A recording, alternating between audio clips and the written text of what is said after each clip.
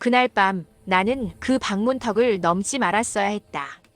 지금도 가끔 잠에서 깨어 식은땀을 닦아낼 때면 코끝에 그 비릿하고도 달큰한 향내가 스치는 것만 같다. 내 나이 50줄에 들어서고 세상 사람들이 부러워할 만한 재물과 지위를 다 가졌건만 가슴 한구석은 늘 찬바람이 드는 것처럼 헛헛했다. 술로도 계집으로도 채워지지 않는 그 구멍을 메우려다 흘러 당도한 곳이 바로 그 기방이었다. 장안의 소문은 파다했다.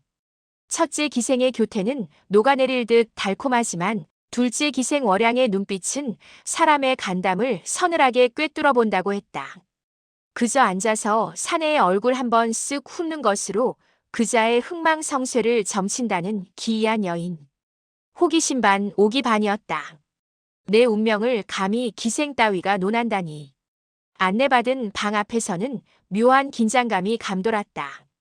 문풍지 너머로 흔들리는 촛불 그림자가 어른거렸다. 마른 침을 한번 삼키고 조심스레 문을 열었다. 방 안은 어둑했다. 사방에 켜진 촛불들이 너울거리며 긴 그림자를 만들어내고 있었다. 그리고 그 가운데 그림처럼 그녀가 앉아 있었다. 내가 들어서도 미동조차 없는 서늘하도록 고요한 모습. 화려한 치장 하나 없는 수수한 차림이었지만 뿜어져 나오는 기운은 여느 정승집 안방마님보다 더 무거웠다. 나는 짐짓 헛기침을 하며 그녀 맞은편에 자리를 잡고 앉았다. 내가 관상을 본다는 그 둘째더냐? 내 물음에도 그녀는 대답 없이 그저 나를 응시했다. 그 눈빛이 어찌나 깊고 어두운지 마치 깊은 우물 속을 들여다보는 것 같아 순간 등골이 오싹해졌다. 나의 치부, 내가 숨겨왔던 욕망, 심지어 나조차 몰랐던 내 안의 두려움까지 모조리 빨려 들어가는 기분이었다. 심장이 제멋대로 뛰기 시작했다. 손끝이 미세하게 떨려와 나는 주먹을 꽉 쥐어 감췄다. 이 계집 앞에서 약한 모습을 보일 수는 없었다. 한참을 그렇게 내 얼굴을 뜯어보던 그녀의 입술이 천천히 열렸다.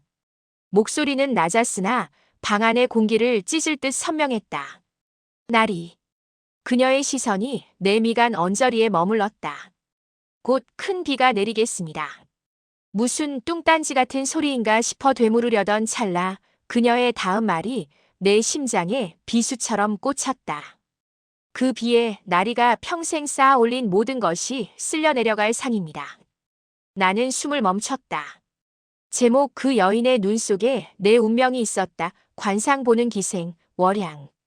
이화 시놉시스. 헛웃음이 나왔다. 평생을 모진 풍파 견디며 이 자리까지 올라온 나였다. 일개 기방의 계집이 던진 말 한마디에 흔들릴 내가 아니었다. 본문 시작. 허튼 소리. 내가 내 평생을 어찌 안다고 감히 내 운명을 논하느냐. 나는 짐짓 큰 소리를 치며 찻잔을 내려놓았다. 손끝이 파르르 떨리는 것을 감추기 위해 도포 자락을 세게 움켜쥐었다. 하지만 월양은 눈 하나 깜짝하지 않았다. 오히려 그 차가운 눈동자의 일렁이는 촛불 그림자가 마치 나를 비웃는 것만 같아 불쾌한 소름이 돋았다. 지금 생각해보면 그때 나는 화를 내고 있었던 것이 아니라 겁에 질려 있었던 것 같다. 내 화려한 비단옷 속에 숨겨진 그 누구에게도 보여주지 못한 썩은 상처를 그녀가 정면으로 응시하고 있었으니까. 날이 사람의 얼굴은 속일 수 있어도 그 눈에 맺힌 업보는 속일 수 없는 법입니다. 그녀의 목소리는 낮고 단호했다. 방 안의 공기가 갑자기 서늘해진 기분이었다. 그녀는 천천히 손을 뻗어 빈 찻잔에 차를 따랐다.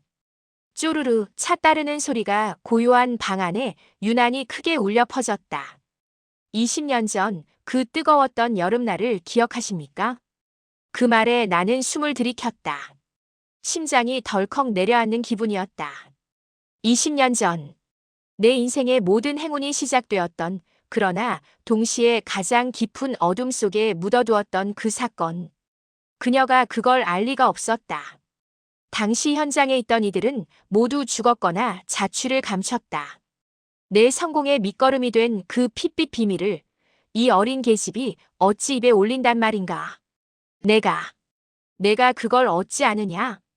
내 목소리가 보기 흉하게 갈라져 나왔다. 월양은 대답 대신 기묘한 미소를 지었다. 그녀의 입술 끝이 살짝 올라가는 순간 나는 그녀의 눈 너머에서 20년 전 죽어갔던 그 사람의 원망. 어린 눈빛을 본 것만 같아 눈을 질끈 감았다. 그때였다. 밖에서 거친 발소리가 들리더니 내 가솔 중 하나인 김서방의 다급한 목소리가 문을 두드렸다. 나리 안에 계십니까? 큰일이 났습니다. 제목 그 여인의 눈 속에 내 운명이 있었다. 관상 보는 기생, 월양. 사마 시놉시스. 문 밖에서 들려오는 김서방의 비명 같은 소리에 내 심장은 바닥까지 곤두박질 쳤다. 월양의 예언이 떨어지기가 무섭게 재앙이 문을 두드리고 있었다. 본문 시작. 나리. 시정거리에 있는 우리 창고에 불이 났습니다. 불길이 워낙 거세어 손을 쓸 수가 없다고 합니다. 김서방의 떨리는 목소리가 내 고막을 찢는 듯 했다. 창고? 그곳은 내 가문의 명줄이자 내가 평생을 바쳐 쌓아 올린 전 재산이 보관된 곳이었다. 내일이면 조정에 바쳐야 할 귀한 비단과 약재들이 가득한 그곳이 불타고 있다니. 나는 벼락이라도 맞은 듯 자리에서 벌떡 일어났다. 그러나 내 발걸음은 문으로 향하지 못하고 그대로 얼어붙고 말았다. 등 뒤에서 느껴지는 월양의 시선 때문이었다. 그녀는 이 아수라장 속에서도 미동조차 없이 자리에 앉아 있었다. 마치 이 모든 일이 일어날 것을 이미 다 알고 있었다는 듯 무서울 정도로 고요한 태도였다. 나리 가지 마십시오. 나직하지만 서늘한 목소리가 내 발목을 잡았다. 나는 고개를 돌려 그녀를 쏘아보았다. 이게 내년의 짓이냐? 감히 내가 내 앞길을 막으려고 수작을 부린 게냐? 나의 고함에도 그녀는 그저 가만히 찻잔을 내려다볼 뿐이었다. 촛불에 비친 그녀의 옆얼굴은 차갑기 그지없었다. 불을 끌어가신다 한들 이미 제가 된 것을 어찌하시겠습니까? 그것보다 더 시급한 것은 나리의 발등에 떨어진 불입니다. 그녀가 천천히 고개를 들어 나를 바라보았다. 아까보다 더욱 짙어진 그 눈동자 속에는 묘한 슬픔과 증오가 뒤섞여 있는 듯 했다. 20년 전 그 창고 주인. 기억하십니까? 나리가 가졌던 그 부의 시작 말입니다. 그자가 죽기 전 마지막으로 남겼던 유언을 제가 대신 전해드리러 왔습니다. 나는 숨이 멎는 것 같았다. 김서방이 밖에서 계속 문을 두드리고 있었지만 내 귀에는 오직 월양의 숨소리만이 들려왔다. 그녀의 입술이 천천히 벌어지더니 내 평생을 괴롭혀온 그 이름이 흘러나왔다. 제목 그 여인의 눈 속에 내 운명이 있었다. 관상 보는 기생, 월양. 사와 시놉시스. 그녀의 입술에서 흘러나온 그 이름은 내 심장을 얼려버리기에 충분했다. 20년 전 내가 딛고 일어선 그 처절한 죽음의 주인이 오늘 밤 기생의 모습으로 내 앞에 되살아난 듯 했다. 본문 시작. 박선달이라고 하셨습니까? 내 목소리는 이미 내 것이 아니었다. 사시나무 떨듯 떨리는 입술 사이로 간신히 새어나온 이름. 그 이름은 내가 지난 20년 동안 단 한 번도 입 밖으로 내지 않았던 내 영혼에 새겨진 낙인이었다. 지금 생각해보면 그토록 완벽하게 지웠다고 믿었던 과거가 이 어둑한 기방 방 안에서 그것도 내 딸뻘밖에 안 되는 계집의 입을 통해 터져 나올 줄은 꿈에도 몰랐다. 그분이 마지막으로 숨을 거두며 무엇을 보았는지 아십니까? 월양이 천천히 자리에서 일어났다. 그녀가 다가올수록 방 안의 촛불들이 일제히 몸을 비틀며 일렁였다. 그녀의 그림자가 벽을 타고 길게 늘어져 나를 덮쳐왔다. 나는 뒷걸음질 치려 했지만 다리에 힘이 풀려 그 자리에 주저앉고 말았다. 나리, 당신의 눈을 보았습니다. 믿었던 동지에게 배신당한 자의 그 처절한 눈망울 속에 당신의 그 탐욕스러운 얼굴이 담겨 있었다는 말입니다. 그녀의 목소리는 이제 슬픔을 넘어선 기괴한 울림으로 변해 있었다. 밖에서는 불이 났다고 외치는 소리가 더욱 커졌고 매캐한 연기 냄새가 문틈으로 스며들기 시작했다. 하지만 내게는 그 불길보다 월양의 서늘한 눈동자가 더 뜨겁고 무서웠다. 나는 미친 사람처럼 그녀의 옷자락을 움켜쥐었다. 내가 그자와 무슨 사이냐? 죽은 박선달이 살아 돌아온 것이냐? 아니면 내가 그자의 원기라도 된 것이냐? 월양은 내 손을 부드럽게, 그러나 뿌리칠 수 없는 힘으로 떼어냈다. 그리고는 내 귀에 입술을 바짝 대고 낮게 속삭였다. 그 숨결은 얼음장처럼 차가웠다. 날이 창고가 불타는 것은 시작일 뿐입니다. 이제 곧 당신이 가장 아끼는 그것이 먼저 무너질 것입니다. 나는 그녀의 눈을 보았다. 그 속에서 나는 불타는 내 집과 울부짖는 내 가족들의 환영을 보았다. 그리고 바로 그때 방문이 거칠게 열리며 누군가 들이닥쳤다. 제목 그 여인의 눈 속에 내 운명이 있었다. 관상 보는 기생, 월양. 오화 시놉시스. 창고가 불탄다는 소식은 시작에 불과했다. 내 목숨보다 귀한 외아들이 피를 토하며 쓰러졌다는 비보가 날아들었다. 월양의 서늘한 저주가 마침내 내 가장 아픈 곳을 찔러왔다. 본문 시작. 대감마님, 큰일 났습니다. 도련님께서 갑자기 피를 토하고 쓰러지셨습니다. 문을 박차고 들어온 늙은 청지기의 비명소리에 나는 숨을 쉴 수가 없었다. 창고 화재 따위는 이미 머릿속에서 하얗게 지워진 지 오래였다.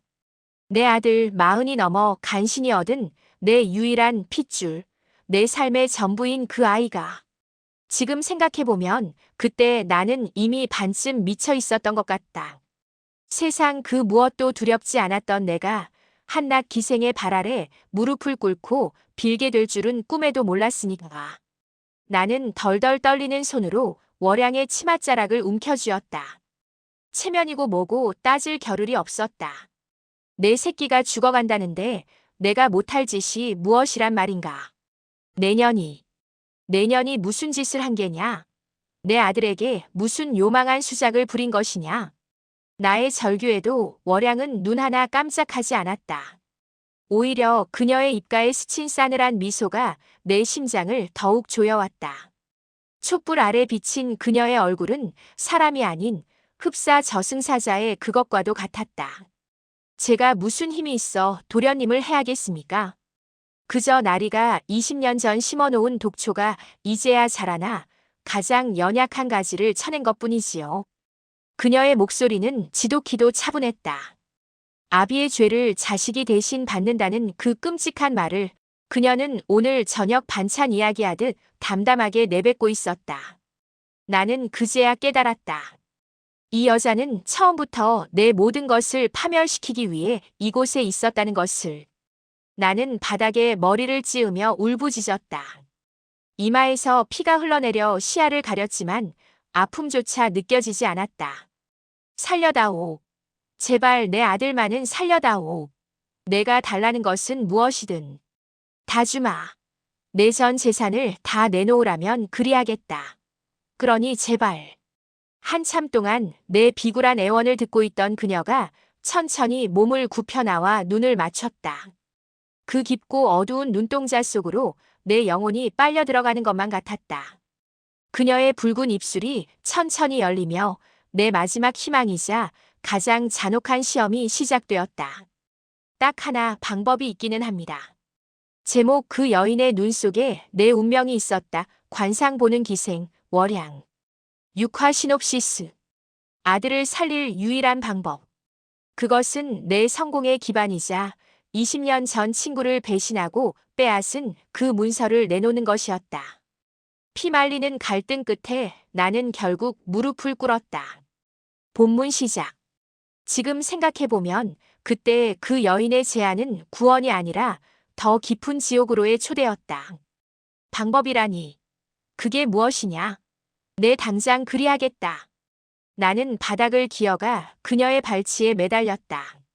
내 새끼가 피를 토하며 죽어간다는데 내 영혼이라도 팔아넘길 준비가 되어 있었다. 월양은 차갑게 내려다보며 마치 남의 이야기하듯 건조하게 말했다. 나리께서 20년 전 그날 밤 박선달의 품속에서 빼앗아온 것, 그 알량한 땅 문서를 제게 주십시오. 숨이 턱 막혔다. 심장이 발바닥 밑으로 떨어지는 것 같았다. 그것은 단순한 종이 조각이 아니었다. 지금의 나를 있게 한 기반이자 내 모든 부와 권력의 시작점인 노른자위 땅의 문서였다. 그것을 내놓으라는 것은 나더러 빈털터리가 되라는 말과 같았다. 그것만은 안 된다. 차라리 금덩이를 내놓으라 해라. 내 전 재산을 다 주겠다 하지 않았느냐. 나의 비명 같은 외침에 그녀의 눈빛이 더욱 싸늘하게 식었다. 재물은 다시 모으면 그만이지만 죽은 자식은 돌아오지 않습니다. 나리의 욕심이 아들의 목숨보다 중하다면 그리하시지요. 밖에서는 여전히 사람들이 불을 끄느라 고함치는 소리가 들려왔고 저 멀리 사랑채 쪽에서는 아들의 신음소리가 들리는 듯 했다. 미칠 것 같았다. 내 안에 탐욕과 부정이 처절하게 싸우고 있었다. 결국 나는 무너졌다. 알겠다. 주마. 줄 테니 제발 내 아들만 살려다오. 나는 비틀거리며 일어나 안방 깊숙한 곳에 숨겨둔 비밀 금고로 향했다. 떨리는 손으로 자물쇠를 열고 누렇게 바랜 낡은 문서를 꺼냈다. 20년 전 친구의 식어가는 시신 옆에서 훔쳐냈던 아직도 비릿한 피비린내가 배어있는 듯한 그 저주받은 종이. 다시 월양의 방으로 돌아온 나는 마치 내 심장을 꺼내 바치듯 그 문서를 그녀에게 내밀었다. 내 손은 사시나무 떨듯 떨리고 있었다. 그녀는 천천히 손을 내밀어 문서를 받아들었다. 촛불 아래 드러난 그녀의 손끝 역시 미세하게 떨리고 있었다. 문서를 받아든 그녀가 고개를 숙여 그것을 한참이나 내려다보았다. 방 안에는 무거운 침묵만이 흘렀다. 얼마나 지났을까? 숙였던 고개를 든 그녀의 두 눈에 처음으로 물기가 어려 있었다. 그녀가 떨리는 목소리로 내뱉은 말은 내 귀를 의심케 했다. 이깟 종이 한 장 때문에 우리 아버지를 죽이셨습니까? 제목 그 여인의 눈 속에 내 운명이 있었다. 관상 보는 기생, 월양. 7화 시놉시스. 월양의 입에서 나온 아버지라는 단어는 내 모든 이성을 마비시켰다. 20년 전 내가 숲속에서 버리고 떠난 그 어린 계집아이가 기어코 저승사자가 되어 나를 찾아온 것이다. 본문 시작. 그 한마디에 내 세상은 무너져 내렸다. 지금 생각해보면 왜 진작 눈치채지 못했을까? 그녀의 서늘한 눈매가 굳게 담은 입술이 그날 비오는 산길에서 내가 마지막으로 마주했던 박선달의 얼굴과 그리도 닮아 있었거늘.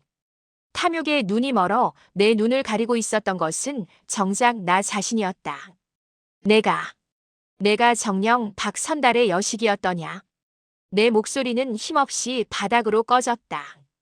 그녀는 내가 바친 땅 문서를 촛불 가까이 가져갔다.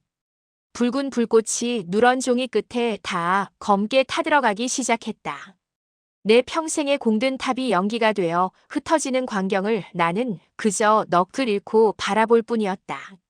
나리께서는 이 종이 조각이 나리의 목숨줄인 줄 아셨겠지요.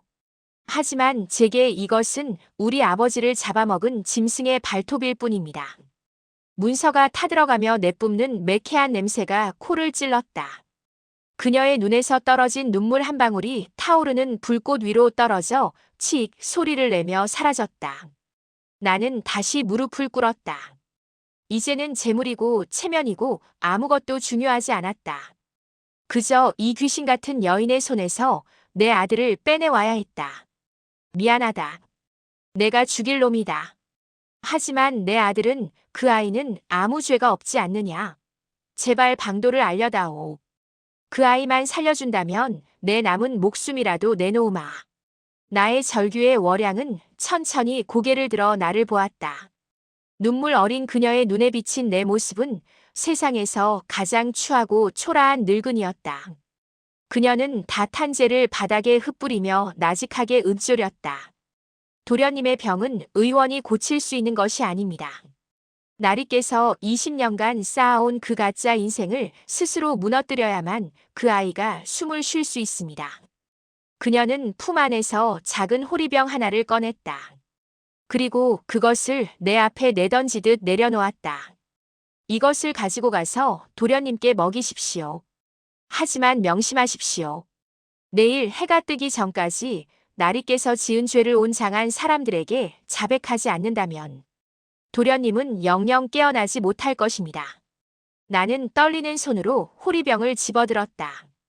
아들을 살릴 약하지만 내 파멸을 뜻하는 고백. 양손에 든 생과 사의 갈림길에서 나는 비틀거리며 방을 나섰다. 그런데 그때 뒤에서 월양의 마지막 한마디가 내 등덜미를 잡아챘다. 아, 하나 더 알려드릴 것이 있군요. 나리께서 오늘 밤 이르실 것은 그게 전부가 아닐 것입니다. 제목 그 여인의 눈 속에 내 운명이 있었다. 관상 보는 기생, 월양. 파라시놉시스. 그 약병이 내 아들의 명줄이라 믿으며 나는 숨이 턱 밑까지 차오르도록 어둠 속을 달렸다. 하지만 집에 도착해 마주한 것은 아들의 생활만이 아니었다. 평생을 함께한 아내의 싸늘한 뒷모습이었다. 본문 시작. 나는 미친 사람처럼 안방으로 뛰어들어갔다. 약이다. 이 약을 먹이면 우리 아들이 살 수 있다. 사방에 가득한 매캐한 화약 냄새와 종복들의 울음소리를 뒤로하고 나는 아들의 입술 사이로 월양이 준 액체를 흘려넣었다. 한 방울, 두 방울. 내 손은 벼락을 맞은 듯 떨리고 있었다. 지금 생각해보면 그때 나는 아들의 목숨을 구걸하는 것이 아니라 내 죄를 씻어내줄 마지막 기회를 구걸하고 있었던 것 같다. 얼마나 지났을까? 싸늘하게 식어있던 아들의 몸에 온기가 돌기 시작했다. 거칠던 숨소리가 잦아들고 마침내 아이가 천천히 눈을 떴다. 아버지. 아들의 목소리에 나는 세상을 다 얻은 듯 아이를 끌어안았다. 하지만 기쁨도 잠시 나를 바라보는 아들의 눈동자는 예전의 그 맑은 눈이 아니었다. 월양의 그 서늘한 눈빛, 나를 꿰뚫어 보던 그 원망 어린 박선달의 눈빛과 소름 끼치도록 닮아 있었다. 아버지. 꿈속에서 박 아저씨를 보았어요. 아버지가 그분을 벼랑 끝에서 밀어내는 걸 보았어요. 나는 벼락이라도 맞은 듯 굳어버렸다. 아이의 입에서 나올 수 없는 이름이었다. 월양이 말한 하나 더 잃게 될 것이 바로 이것이었나. 내 아들의 마음속에서 존경받던 아버지라는 존재가 무참히 살해당하는 것. 허탈함에 넋을 잃고 서 있는데 옆방에서 기척이 들렸다. 아내의 방이었다. 평생 내 곁에서 묵묵히 살림을 돌보던 아내가 짐 보따리를 챙겨 나오고 있었다. 부인, 이 밤중에 대체 어디를 가려는 거요? 아들이 깨어났는데. 내 물음에 아내는 뒤도 돌아보지 않고 나직하게 답했다. 그 목소리엔 정이라곤 한 톨도 남아있지 않았다. 당신이 박선달 형님을 어찌했는지 나는 이미 20년 전부터 알고 있었습니다. 아들을 위해 입을 닫고 살았으나 이제 그 아이마저 당신의 추악함을 알게 되었으니 더는 이 집 귀신으로 살 이유가 없구려. 아내는 대문을 열고 어둠 속으로 사라졌다. 내 부와 권력 그리고 가족이라는 껍데기가 하나씩 벗겨져 나가고 있었다. 시계 소리도 없는 밤이었으나 새벽 닭이 울 때까지 남은 시간이 얼마 없다는 것이 피부로 느껴졌다. 나는 비틀거리며 마당으로 나섰다. 장한 사람들이 모이는 종각으로 가야 했다. 내 입으로 내 치부를 낱낱이 밝혀야만 아들의 병이 완전히 낫는다는 그 가혹한 약속을 지키기 위해서. 하지만 대문을 나선 내 앞을 가로막은 것은 관청의 포교들이었다. 날이 죄를 씻을 시간입니다. 포교들의 차가운 포박이 내 손목을 조여왔다. 월양의 마지막 예언은 적중했다. 나는 종각 앞에 끌려가 수많은 눈동자 앞에서 20년 전의 비겁한 살인과 탐욕을 토해냈다. 비단옷은 갈기갈기 찢겼고 내 이름은 저주의 대명사가 되었다. 모든 재산이 몰수되고 유배지로 끌려가는 길 문득 고개를 드니 언덕 위에 그녀가 서 있었다. 더 이상 기생의 차림이 아닌 소박한 소복 차림의 월양이었다. 그녀는 나를 향해 깊이 절을 올리더니 안개 속으로 사라졌다. 내 아들의 생명과 맞바꾼 나의 파멸. 텅 빈 손을 내려다보며 나는 비로소 웃을 수 있었다. 이제야 그 지독한 우물 속에서 빠져나온 기분이었다.